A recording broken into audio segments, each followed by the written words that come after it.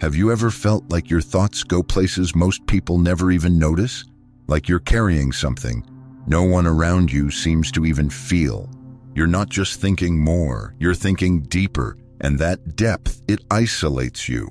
You walk into a room and people are talking about the weather, the weekend, the latest thing they bought, but you're somewhere else. You're asking, why are we all pretending this is enough? Why do I feel more alone in this conversation than I do in silence? It's not that you hate people. You crave connection, but you can't tolerate surface-level interaction, not because you're cold, but because you're wired for what's underneath. You don't just hear people. You hear through them, their tone, their hesitation, the crack in their voice when they say, "I'm fine." And you wonder, why does no one else seem to notice what's so obvious to me? That's when the doubt creeps in. You start thinking maybe something's wrong with you. Maybe you are too much, too intense, too sensitive, too analytical. Maybe you need to lighten up, chill out, fit in. But deep down, you know the truth. You weren't made to skate across the surface of life. You were made to dive, to explore, to question what others never stop to ask. But that kind of consciousness, it's not free. It comes with a price. The more you see, the more alone you feel. The more awake you become, the harder it is to fall back asleep. And suddenly, what looked like a gift to others feels like a weight only you are carrying. It's like being born with eyes in a world where most people still dream. And no matter how much you want to connect, you can't unsee what you see. You start to realize this isn't just overthinking. It's a kind of perception, a kind of depth, a kind of curse, a curse that has no name. Until now. You're not broken, you're not dramatic, you're not imagining things. You're just awake, but you woke up in a world that's still asleep. That's where the pain begins. Because the moment you start seeing through the illusion, through the masks, the performances, the endless distractions, you also realize something else. You're no longer at home in the world you used to accept. Søren Kierkegaard, the father of existentialism, once said, "The greatest despair is to be conscious of oneself, and yet not become oneself." What he meant was this: the curse of the deep thinker isn't just thinking too much. It's becoming aware too early, before you have the tools to understand what you're seeing. It's waking up before you've been given a name, a guide, or a place to stand. Carl Jung called this moment the beginning of individuation, the process of separating from the collective unconscious, from the mass illusions, from the dreams others never question. And that separation, it's brutal. Because while others find comfort in conformity, you feel suffocated by it. While others bond over small talk, you ache for something real. While others are building resumes, you're quietly asking, what's the point of all this if I have to betray who I really am? And that's the paradox. You're starving for meaning. But meaning doesn't live in the places society taught you to search. Not in titles, not in image, not in approval. You're not seeking success. You're seeking alignment, authenticity, truth. But that search, it isolates you, because very few people are ready to meet life that honestly. Very few want to go that deep. And when you try to speak your truth, you get told you're too negative, too intense, too sensitive, too philosophical. You start to shrink yourself, to translate your soul into bite-sized versions, to smile when you want to scream, to nod when everything in you says, this is a lie.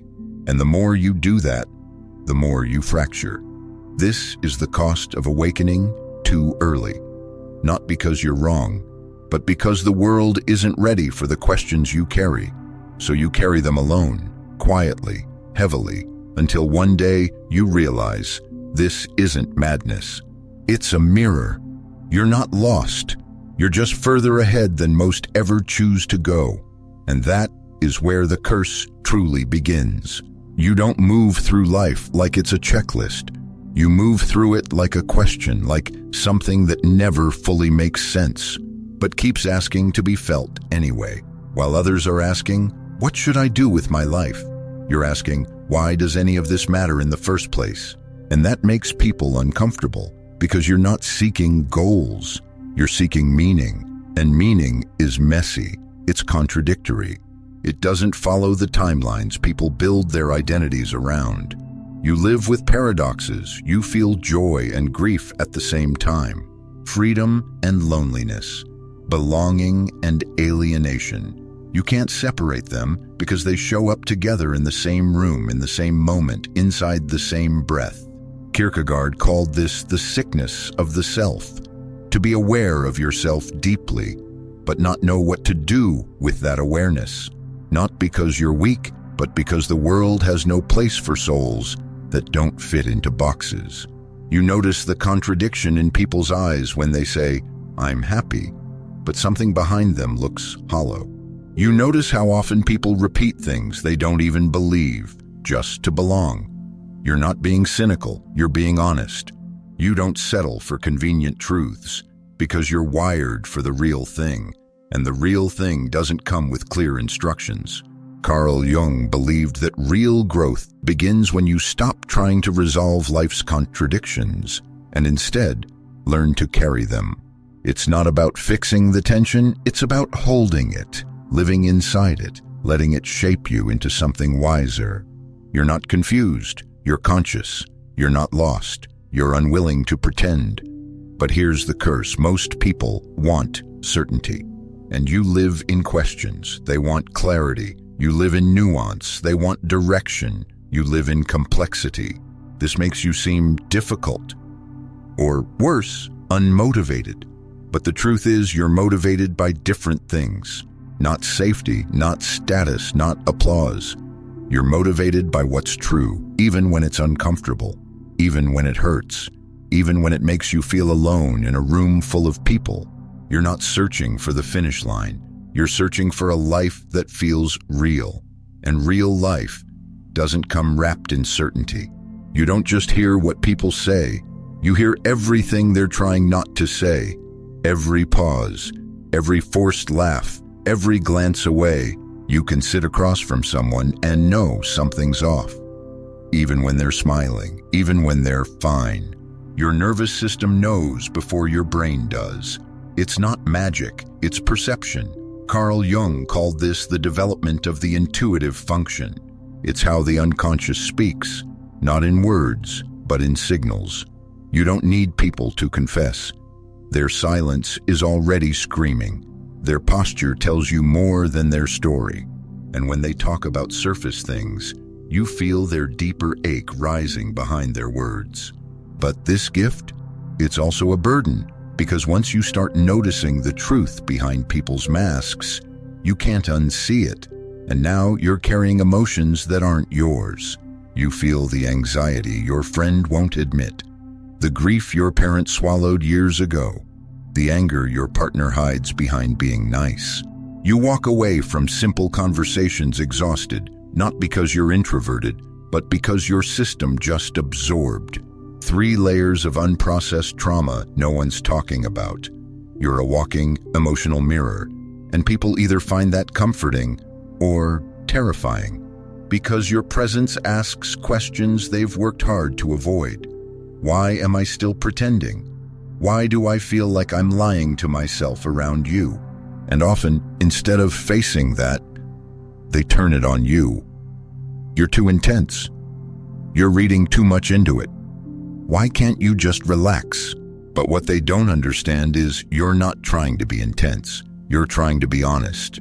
You're trying to live in a world where we stop gaslighting ourselves. And for that, you're made to feel like a problem. This is the curse of the emotional seer. You feel what others repress. You sense what others deny. You carry the weight of truths people aren't ready to face. You're not paranoid. You're tuned in. You're not dramatic. You're just unwilling to ignore what's real. And that kind of truth-telling presence, especially in a world built on performance, can feel like a threat. Not because you're wrong, but because you're right too early. And being right too early often feels like being invisible. Your mind doesn't stop. It doesn't rest. It doesn't settle. It spins day and night, chasing patterns, meanings, connections that others don't even notice. You lie awake at 2 a.m., not because you're anxious, but because your brain is still building, constructing thoughts that feel too big to hold, yet too real to ignore. You're not worrying, you're processing. You're turning over existence like a puzzle with no corner pieces. You don't just want to understand what is happening, you want to understand why it matters. And that line of questioning doesn't shut off. It doesn't take weekends. It doesn't care if you're tired. Carl Jung described this as the tyranny of consciousness, a state where you become so aware of your internal and external world that you can no longer live in ignorance like the rest. You analyze everything, not because you want to, but because you can't not. You question the social script, the roles, the rituals, the illusions we're told to accept without thinking. People say, just let it go. But how can you let go of something that has no edges? Kierkegaard once said, "Anxiety is the dizziness of freedom." What he meant was, the more aware you are of your own mind, the more terrifyingly open life becomes. There are no easy answers, only deeper and deeper questions. And that's where the curse cuts deep. Because this relentless thought, it doesn't always bring clarity.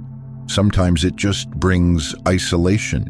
You're carrying thoughts too vast to share in casual conversation, too layered to explain over coffee, so you hold them quietly, alone. Not because you want to, but because most people don't know how to meet you there. You become fluent in silence, in carrying unseen truths, in being the one who understands, but rarely feels understood. And the irony? The smarter you become, the lonelier it feels. Not because you're arrogant, but because the space you're thinking in isn't crowded. It's vast, it's echoing, and it often feels like no one else is in it. That's not madness. That's the mind of a deep thinker, trapped in a world built for shallow living. You don't fully belong in the world around you, but you can't escape it either. You live in between, too awake to live unconsciously, too human to transcend entirely. This is what Jung meant when he said the individuated person lives with constant tension, torn between the person they truly are and the roles society demands they play. You know how to perform. You wear the masks when you have to, professional, social, family-friendly, polite. But inside, you're screaming for something real, something unfiltered, something true. And the longer you wear the mask, the heavier it becomes. People around you live inside a structure. They wake up, follow rules, check boxes, rinse and repeat. And it works for them. But for you, it feels like death by 1,000 cuts. Because every box you check, every role you play, takes you 1 inch further from who you really are. Kierkegaard called this the despair of the crowd. The most dangerous thing is to lose oneself in the group. You feel that. You feel it in your bones. The way the world tries to flatten you into something digestible, marketable, predictable. But you're none of those things. You're layered, contradictory, raw, and every time you force yourself to be normal, you betray something sacred inside you.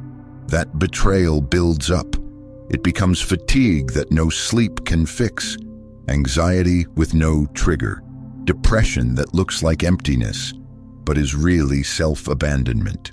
Jung called this soul loss, a spiritual condition where your outer life no longer reflects your inner truth. And when that gap grows too wide, something breaks. You start to pull back, not out of fear, but to survive.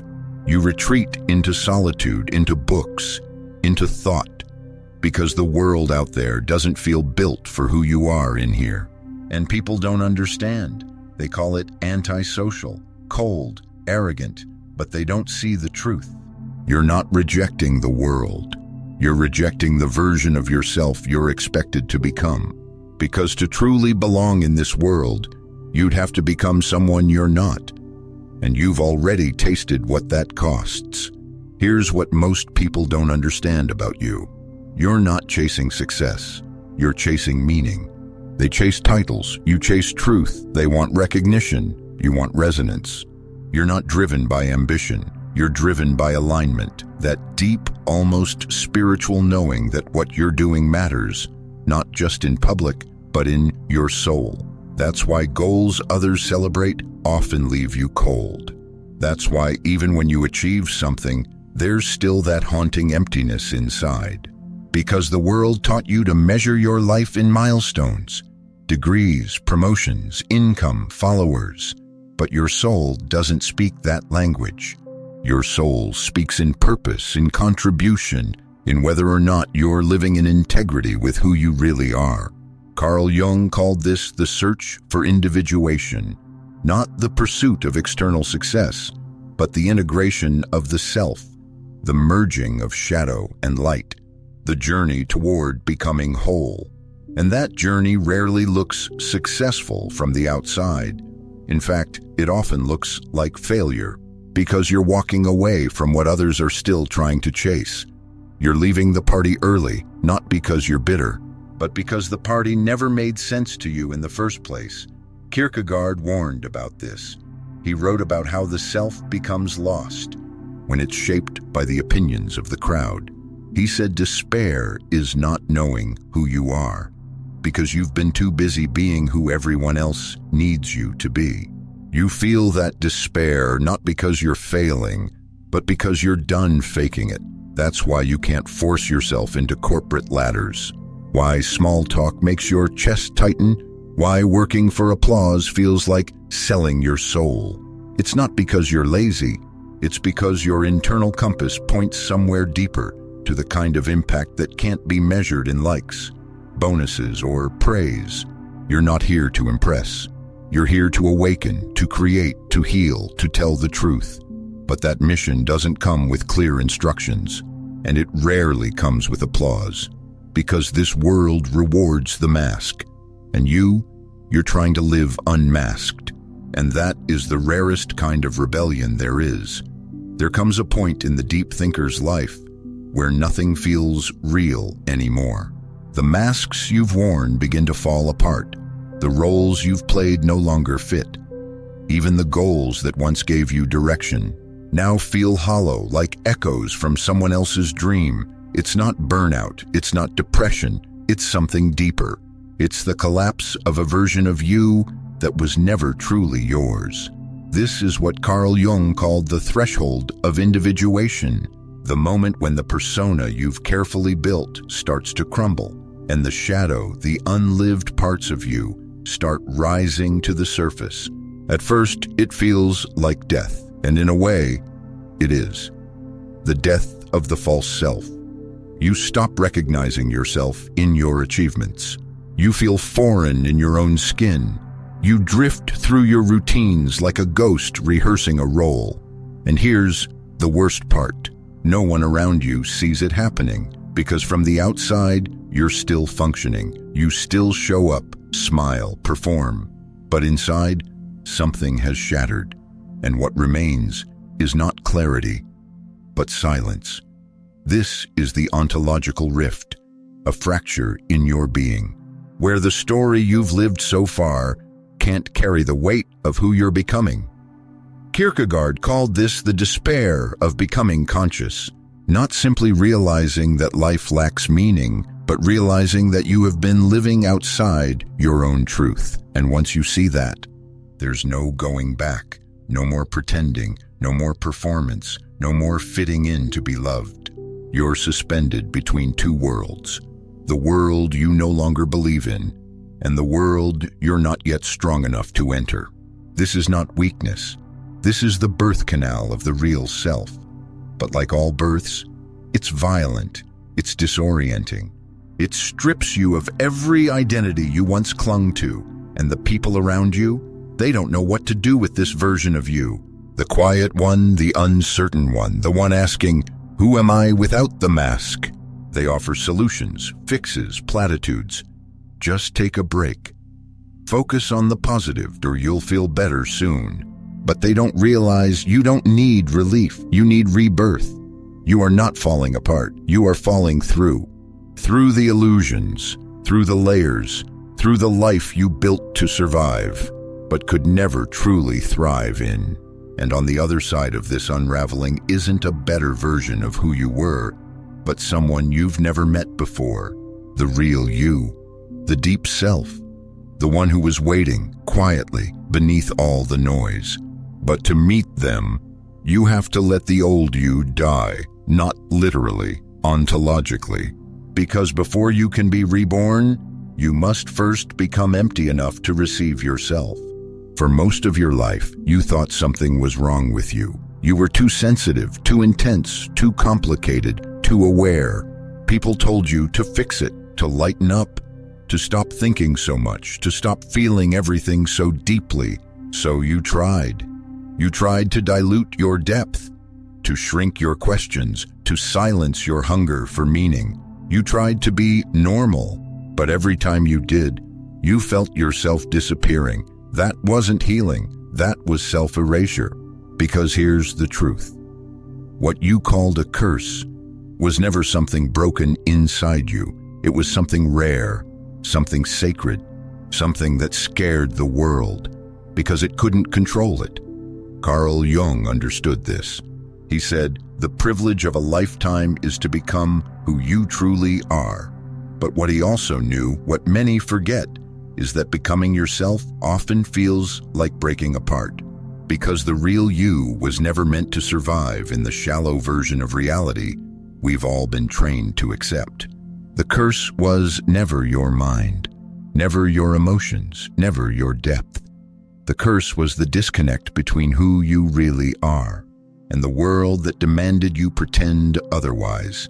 And that's why it hurt so much. Not because you were flawed, but because you were true in a world addicted to the false. You don't need to be cured, you need to be claimed, integrated, owned.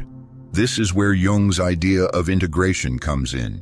To heal is not to silence the pain, but to listen to it, to honor it as a signal, a map, a compass. You're not here to rise above your wound.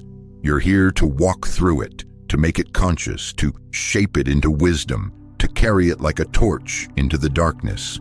Kierkegaard called this the leap of faith, a moment where logic collapses, certainty dies, and all that remains is the courage to trust the self you've never fully met. It's terrifying, but it's also liberation, because once you stop trying to cure your depth, you can finally start living from it. You stop apologizing for your sensitivity. You stop dimming your mind. You stop explaining your intuition. And for the first time, you feel free, not because you've escaped your curse, but because you finally understand what it was trying to tell you all along. You were never meant to be like everyone else. You were meant to remember who you are. And now, with the old self gone and the new self still forming, you stand at the edge of something holy, not healing, becoming. If you've made it this far, you already know this message wasn't random. It found you because it came from you, a deeper part of you, the one you've been hiding, negotiating with, trying to silence, just to make it through another day in a world that doesn't speak your language. But here's the truth. You were never broken. You were never too much. You were never alone. You were rare. And rare doesn't mean defective. It means essential. You see what others don't. You feel what others can't. You think in dimensions most people have never visited. And yes, that has made your life harder, but it has also made you capable of something extraordinary. This world is starving for meaning, for depth, for truth. And you, with your ache for authenticity, with your rage at the shallow, with your unbearable longing for something real, you are not the problem, you are the antidote. Your pain wasn't random. Your questions weren't mistakes. Your isolation wasn't punishment. They were the fires that forged your purpose. And now you have a choice. You can go back, return to the roles, the masks, the surface. Or you can step forward, not perfectly, not completely ready, but honestly. You can say, "This is who I am. This is how I see. This is what I came here to give." You can stop waiting for permission and start becoming the permission for others to live honestly, too. Because here's what no one told you. Every time you speak the truth, you make it safer for someone else to do the same. Every time you refuse to pretend, you give others the courage to drop their own disguise. Every time you choose depth over comfort, you remind the world what being human is actually about. So this is your declaration. I will no longer apologize for my depth. I will no longer carry shame for my insight. I will no longer shrink to fit into a world that fears the truth. Because the world doesn't need another agreeable voice. It needs your voice. In all its raw, radiant, wild intensity. You are not too much. You are just in time. Welcome back. Welcome forward. Welcome home.